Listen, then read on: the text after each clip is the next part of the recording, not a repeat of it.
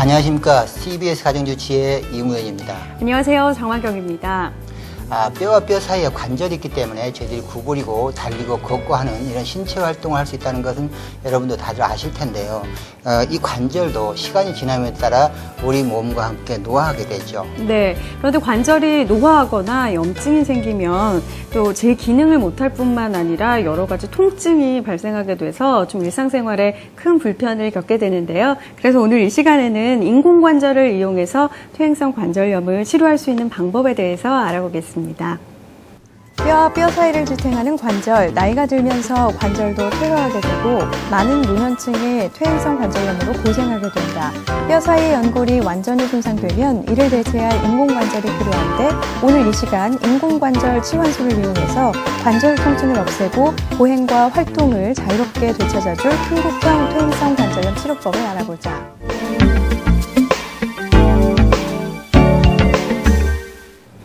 네, 오늘은 인공관절을 이용해서 퇴행성 관절염을 어떻게 치료하는지 알아보도록 하겠습니다. 도움 말씀 주시기 위해서 사랑의 정형외과 국희균 원장님과 함께하겠습니다. 안녕하세요. 안녕하세요.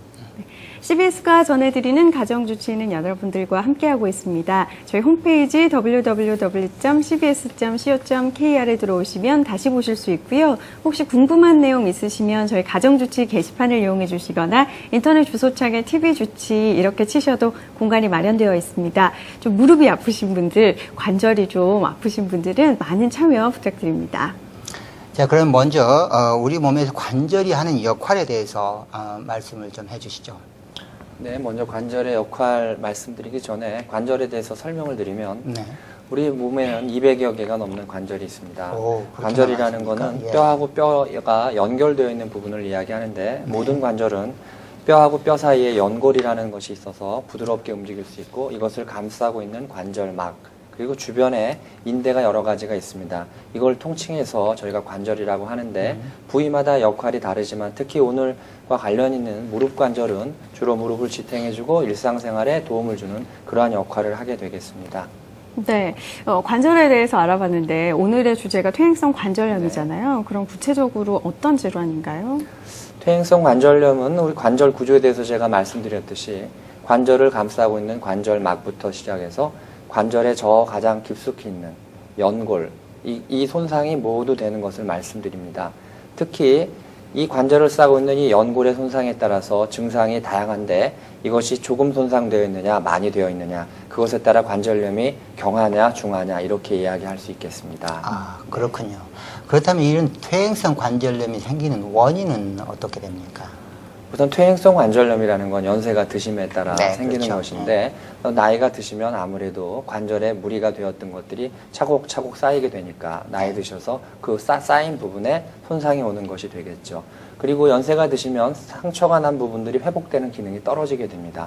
그리고 자녀도 키우고 가사노동뿐 아니라 바깥 일도 많이 하시게 되기 때문에 보이지 않는 손상들이 차곡차곡 또 쌓입니다. 그래서 그런 손상으로 인해서 관절이 상처가 나서 회복이 잘 되지 않는 그러한 것들을 일컬어서 퇴행성 관절염 이렇게 이야기할 수 있습니다.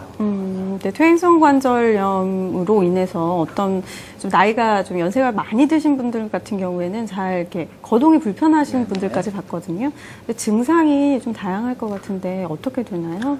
우선은 가장 초기 때 관절을 싸고 있는 이 관절막에 이상이 있는 증상들은 아침에 일어났는데 관절이 뻣뻣해서 관절 펴기가 힘들다든지 날씨만 좀 추우면은 그 영향을 받아서 관절이 시리고 아프고 그런 초기 증상부터 시작해서 저기 안에 있는 깊은 곳에 있는 연골이 다 손상이 돼서 계단을 내려오거나 올라갈 때도 아픈 증상 또는 자꾸 무릎이 붓는 증상 등 여러 가지 증상이 있을 수 있습니다. 그래서 나중에 너무나 관절이 아프고 심하게 되면 앉았다 일어났다 일상생활에도 지장이 있게 됩니다. 네, 꼭 그렇군요. 앞뒤 구분 없이 좀 아프게 되는 건가요, 무릎에? 대개는 이제 제가 환자분들한테 설명할 때 초기 때는 관절은 주로 뒤쪽 부분들, 오금이라고 하는 이 뒤쪽 부분들이 증상이 있게 되겠죠. 그래서 이 오금이 주로 아프다. 특히 계단을 내려갈 때 아프다. 이런 것들은 되게 초기 증상이 되는데 이것들이 이제 반복이 되다 보면 자꾸 무릎이 아플 때마다 붓고 그리고 물리치료를 하거나 소염제를 드셔도 잘 낫지도 않고 그래서 주사도 맞았는데도 낫지도 않고 이렇게 이제 점점 관절이 심해지는 것입니다. 네. 그렇군요. 그렇다면 혹시 이제 본인이 퇴행성 관절염인지 아닌지를 스스로 알아보는 뭐 자가진단법 같은 것 있나요? 자가진단법을 말씀을 참 드리기가 어려운 게 이 말씀도 방송에 나가면 이거 듣고 내가 병이 혹시나 아닌가 이런 우려를 하시기에 예, 제가 그렇죠. 구체적인 것은 의사 선생님한테 먼저 진찰을 받은 후에 걱정하시라는 것을 먼저 말씀드리고 네. 초기 때는 아까도 말씀드렸듯이 일기의 변화에도 민감해집니다. 무릎이 뻣뻣해지고 가끔씩 붓기도 하고 이런 건 이제 초기 증상인데 관절의 안에 깊은 곳에 있는 연골이 손상이 진행함에 따라서 처음에는 계단을 내려갈 때만 힘들더니 나중에는 올라갈 때도 힘들고 그리고 더 심해지면 앉았다 일어났다도 힘들고 그리고 어느 날 갑자기 무릎을 펴지도 못할 정도로 심한 통증이 있고 이렇게 관절 증상은 참 다양합니다. 그리고 어떤 분들은 관절이 별로 아프진 않는데 이상하게 무릎이 시리면서 주변의 관절의 근육들이 마른다든지 이런 근육이 어떤 마르는 부분들 그리고 걷기가 싫다. 조금만 걸으면 가다가 힘이 들어서 쉬고 싶다. 그렇죠. 예, 네. 갑자기 무릎에 힘이 뚝 빠진다든지 이런 것들이 전부 관절염 증상이 되겠습니다. 네네. 방금 그 이제 치료 방법 중에 하나의 수술적인 방법을 잠깐 언급해 주셨는데 이 퇴행성 관절염의 치료 방법은 구체적으로 어떤 것들이 있습니까? 초기 때는 관절염을 저희가 보통 1기부터 4기까지 얘기하는데 네. 1기나 2기 때는 일반적인 재활 운동, 예방 치료 그리고 물리치료라든지 소염제 등 이러한 약물 치료 같은 것들을 하시면 되겠고 2기에서 3기로 넘어갈 때는 우리가 보통 관절경 시술도 해볼 수가 있고 관절에다가 연골 주사라 그래서 연골 성분의 주사들도 넣어줄 수가 있습니다.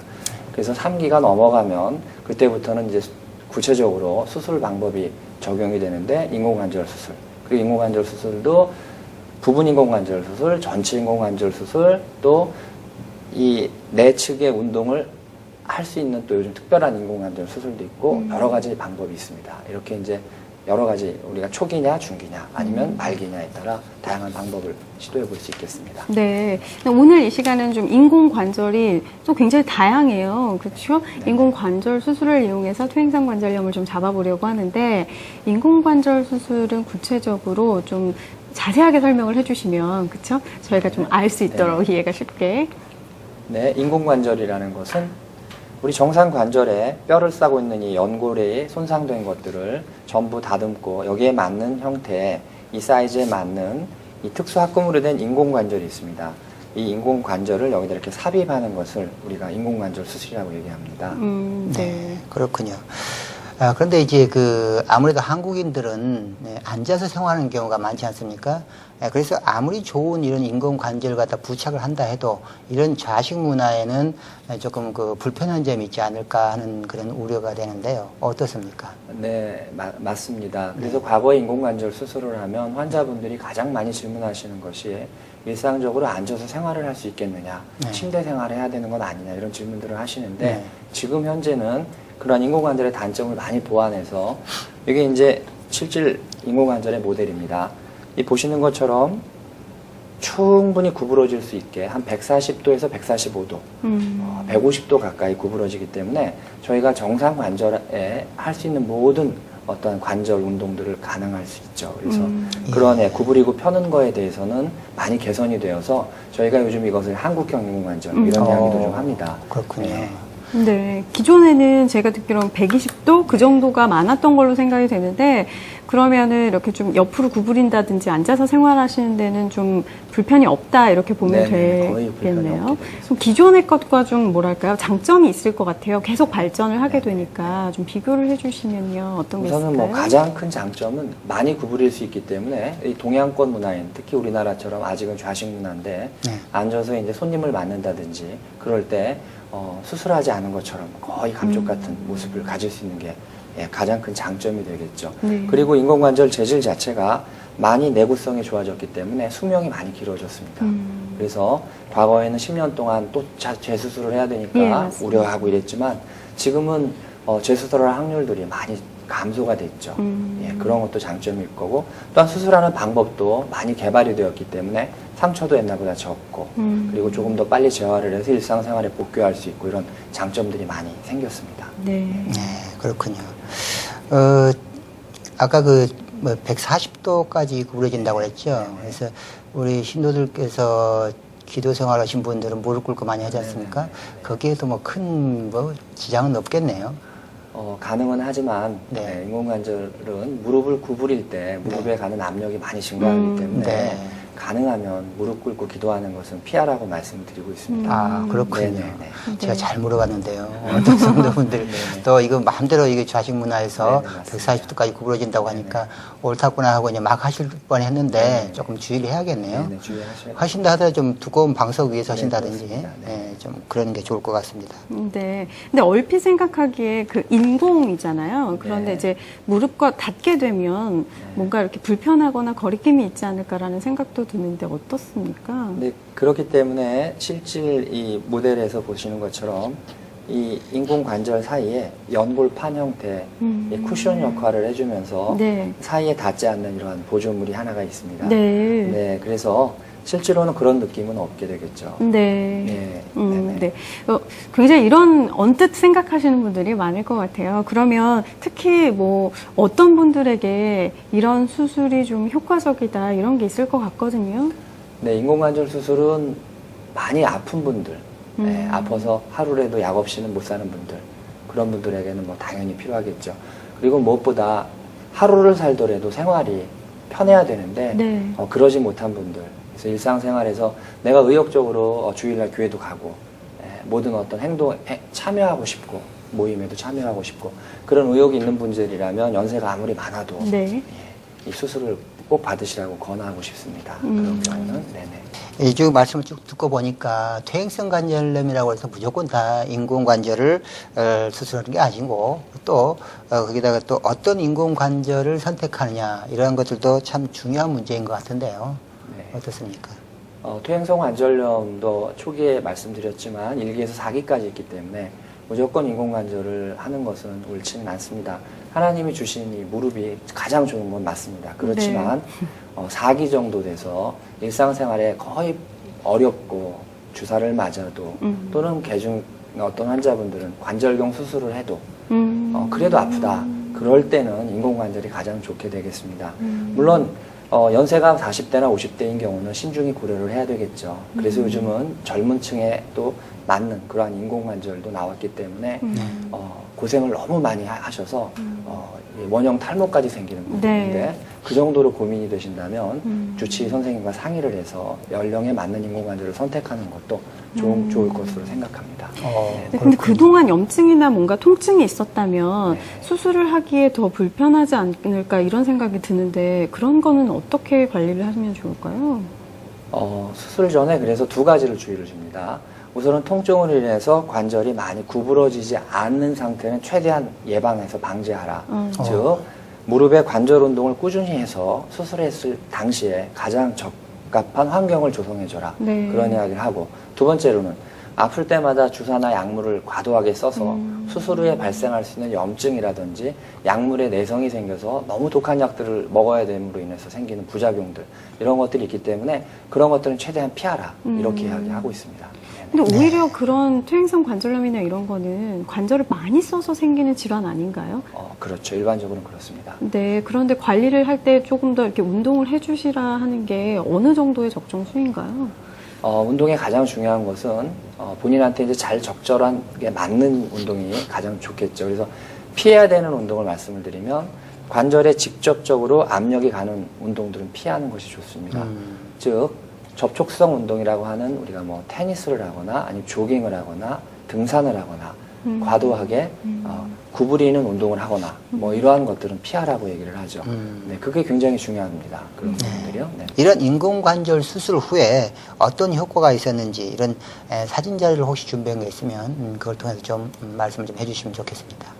네, 지금 보시는 위의 그림이 정상관절입니다. 네. 그 아래 그림은 정상관절에서 관절을 싸고 있는 이 연골이 다 이렇게 부서져서 작은 하얀 조각들이 연골 조각이 되는데 이제 이런 게 이제 관절이 붓고 통증이 있고 뻣뻣한 그런 관절의 모양이 됩니다. 네. 네, 그래서 다음은 이제 관절이 이렇게 초기부터 네. 진행되는 모습인데 2단계 중기 정도 되면 이제 우리가 보통 연골 주사를 맞기도 하고 물리치료도 하고 이렇게 합니다.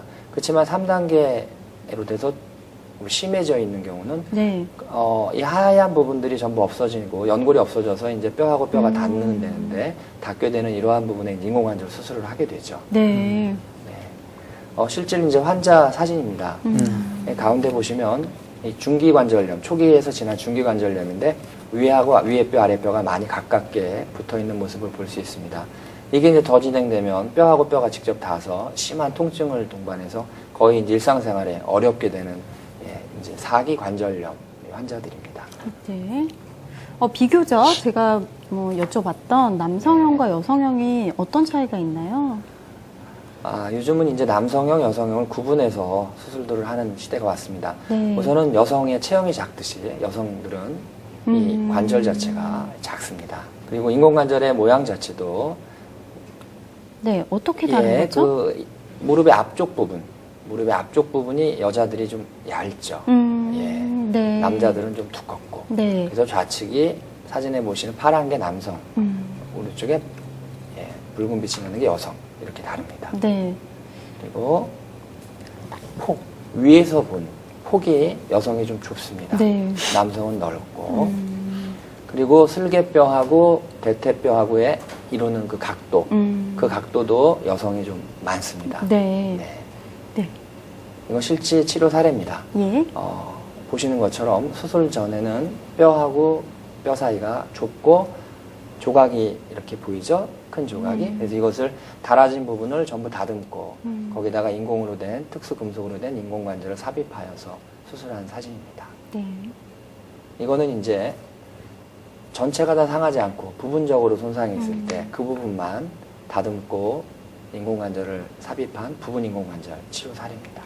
네, 부분까지도 할 수 있는 네, 그렇습니다. 그런 시술이니까 네네. 정말 다양하다 이런 생각이 드는데 네네. 실제로 보기만 해도 약간 휘어져 있다고 할까요? 치료 전에는. 그렇죠. 근데 치료 후에는 이렇게 반듯한 네. 다리를 가질 수 있으실 것 네네, 같아요. 그렇습니다. 네. 네, 그래서 환자들한테 수술하면서 꼭 자녀분들한테 이쁜 그 치마를 좀 준비하십시오. 네. 제가 그런 농담을 합니다. 그리고 다리가 실제로 며느리나 딸 다리보다 훨씬 이뻐져서 태어나시는 분들이 있습니다. 네네. 네. 네, 그렇군요. 예, 이런 작은 그런 변화들이 얼마나 또 일상에 힘을 주시는지 네, 본인은 정말 크게 느끼시지 않을까 이런 생각이 듭니다. 자, 오늘 가정주치 시간에는 퇴행성 관절염을 인공관절을 이용해서 치료할 수 있는 방법에 대해서 알아보고 있습니다. 혹시 궁금한 내용 있으시면 저희 가정주치 홈페이지 www.cbs.co.kr에 들어오셔서 글을 남겨주시거나 인터넷 주소창에 tv주치 이렇게 치셔도 공간이 마련되어 있으니까요. 여러분의 많은 참여 부탁드립니다.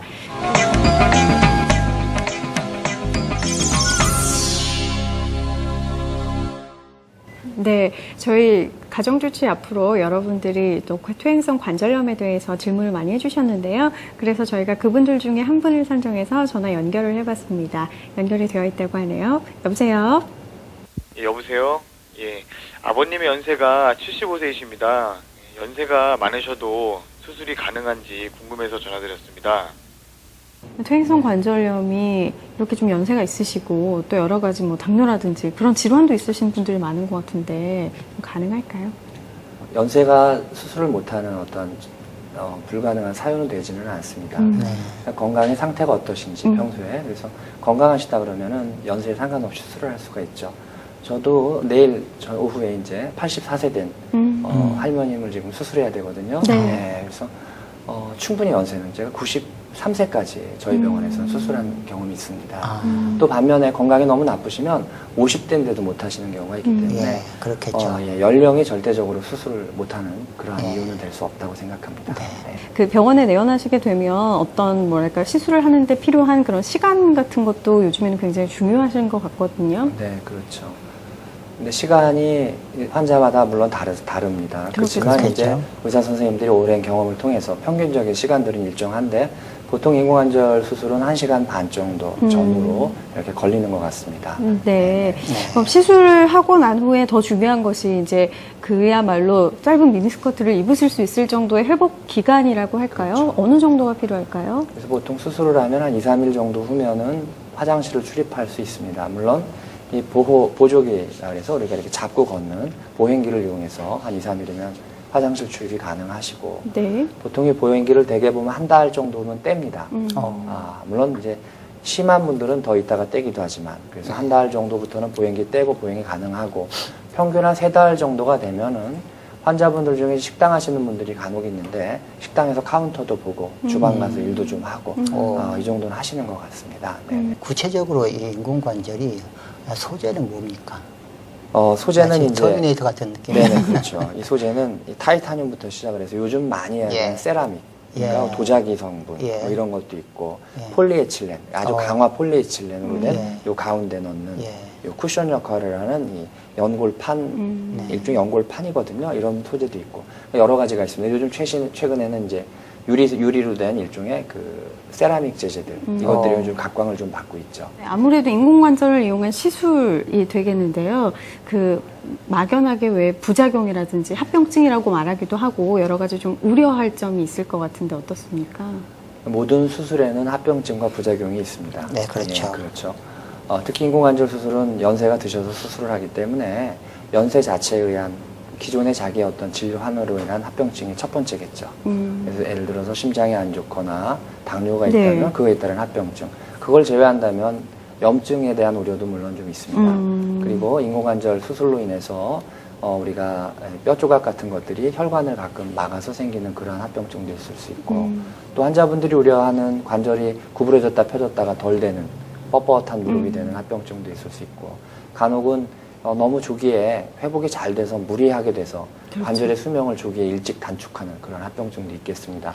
그렇지만 가장 중요한 거는 이 관절 수술을 받기 전에 환자의 상태가 합병증을 어느 정도 이렇게 결정한다고 봅니다. 그러니까 너무너무 주사를 많이 맞고 오신 분들은 염증이 더 많이 생기겠고 또 겁이 나서 너무 수술을 안 해서 관절이 너무 뻣뻣한 환자는 수술 후에도 뻣뻣한 관절이 되는 것이 일반적이기 때문에 합병증을 막길 원하신다면 적절한 시기에 적절한 수술을 받는 것들이 옳지 않은가 생각합니다. 그렇군요. 네네. 이 퇴행성 관절염은 아무래도 노년층에 많지 않겠습니까? 그런데 이제 반드시 인공관절 수술을 받아야 되는 경우와 또 받을 수 없는 경우가 있을 것 같은데요. 좀 그 부분에서 좀 설명을 좀 해주시죠. 네, 최근에도 이제 저희 병원을 내원하신 분 중에 안타까운 경우가 두 분이 계셨는데 한 분은 심장이 너무 안 좋으셔서 심장을 치료해도 심장 기능이 회복이 안 돼서 못한 경우가 한 분 계셨고 콩팥 기능이 나빠서 우리가 항생제나 이런 것들을 쓸 수 없을 정도로 콩팥 기능이 안 좋은 분도 있었습니다. 그래서 보통은 연세가 많아서 못하는 것보다는 그러한 심장이 너무나 안 좋거나 콩팥이 안 좋은 분들 그런 분들을 제외하고는 내가 일상생활에서 가족들 집에도 좀 방문하고 싶고 여행도 가고 싶다. 그리고 하고 싶은 일도 좀 하고 싶다. 그렇다 그러면은 그런 분들은 연령에 관계없이 수술을 하실 수 있겠죠. 네네. 네, 이런 좀 고생을 하시는 분들에게 이런 점을 꼭 당부하시고 싶다는 말씀이 있을 것 같거든요. 그걸 좀 마무리로 해주시죠. 네, 물론 인공관절에 대해서 설명을 드리려고 오늘 이 시간을 가졌지만 예방이 가장 큰 치료다. 네. 이 말씀을 드리고 싶습니다. 관절에 무리 되는 운동은 피하시고 관절에 도움이 되는 것은 적극적으로 참여하시면 앞으로 수술을 받더라도 수술의 결과가 좋지 않을까 하는 생각이 들고 네. 특히 미리 앞서서 걱정을 안 하셨으면 좋겠습니다. 과도한 걱정을 하면 뼈가 삭는다 그랬는데 수술할 상황도 아닌데 걱정을 하다 보면 정말로 수술 받게 되는 경우도 있기 때문에 걱정은 좀 안 하셔서 늘 마음에 어떤 평화와 행복이 있다면 인공관절 수술도 하시더라도 연세가 조금 더 많이 들어서 하실 수 있고 그리고 설사 수술을 하시더라도 아까 말씀드린 그런 합병증을 최소화할 수 있지 않은가. 걱정을 너무 많이 하시지 말고 적절한 조치와 상의를 좀 하시기를 당부드립니다. 네. 사실은 긍정적인 생각이 병도 완화시킬 수도 그렇죠. 있고 네. 또 예방할 수도 있다. 네네. 그런 말씀으로 네네, 그렇습니다. 드립니다. 네네. 네. 네, 즐거운 명절입니다. 저희 부모님들 혹시 무릎이 안 좋진 않으신지 서로 간에 챙겨주시고 즐거운 명절 유쾌하게 보내시기 바랍니다. 오늘 CBS와 함께한 가정주치, 오늘은 인공관절을 이용해서 퇴행성 관절염을 치료할 수 있는 방법에 대해서 알아봤습니다. 지금까지 도움 말씀에 사랑의 정형외과 북희근 원장님과 함께했습니다. 고맙습니다. 네. 저희 가정주치는 여러분들과 함께하고 있습니다. 저희 홈페이지 www.cbs.co.kr에 들어오시면 다시 보실 수 있고요. 혹시 궁금한 내용 있으시면 저희 가정주치 게시판이나 인터넷 주소창에 TV주치 이렇게 치셔도 공간이 마련되어 있습니다. 여러분들의 많은 참여 부탁드립니다. 네, 오늘 CBS와 함께한 가정주치는 여기까지입니다. 저희는 다음 시간에 찾아오겠습니다. 고맙습니다.